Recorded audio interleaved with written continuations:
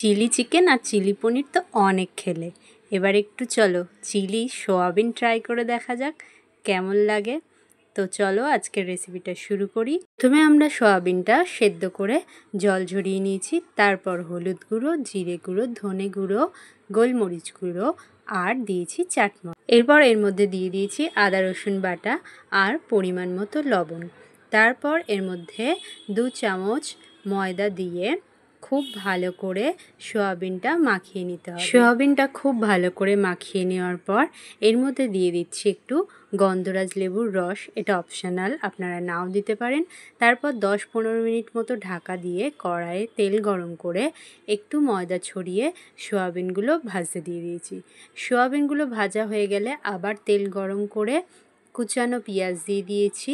এরপর পেঁয়াজটা ভেজে নিয়ে দিয়ে দিয়েছি ক্যাপসিকাম আর পেঁয়াজটা অল্প অল্প ভাজা হয়ে এলে দিয়ে দিতে হবে টমেটোটাও অল্প ভাজা হয়ে এলে দিয়ে দিতে হবে লঙ্কার কুচি।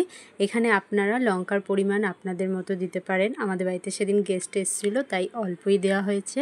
তারপর দিয়ে দিয়েছি আদা বাটা আর একটু লবণ। এরপর দিয়ে দিয়েছি সয়া সসটার সাথে ভালো করে নাড়াচাড়া করে আবার টমেটো সস দিয়ে নাড়াচাড়া করে এর মধ্যে দিয়ে দিয়েছি কাশ্মীরি লঙ্কা 2 চামচ পরিমাণে আর 1 চামচ পরিমাণে শুকনো লঙ্কা গুঁড়ো। তারপর আবার নাড়াচাড়া করে এর মধ্যে পাতিলেবুর রস দিয়ে আবার নাড়াচাড়া করে দিতে হবে।